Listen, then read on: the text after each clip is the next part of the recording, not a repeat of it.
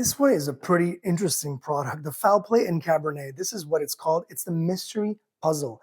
And what does that mean? You actually, first and foremost, read this story. So this story basically introduces the mystery, the players, what you need to know. And this is a really nice little story. Now, once you've done with this story, you have to assemble the 1,000-piece jigsaw puzzle, because that puzzle, once assembled, will give you some clues, some hints on what the mystery is all about and how you can solve it. And with the puzzle and the story, you'll be able to solve the foul play in Cabernet. This is for ages 15 and up, so great for teenagers and adults. It is a really fun game to follow along with the story.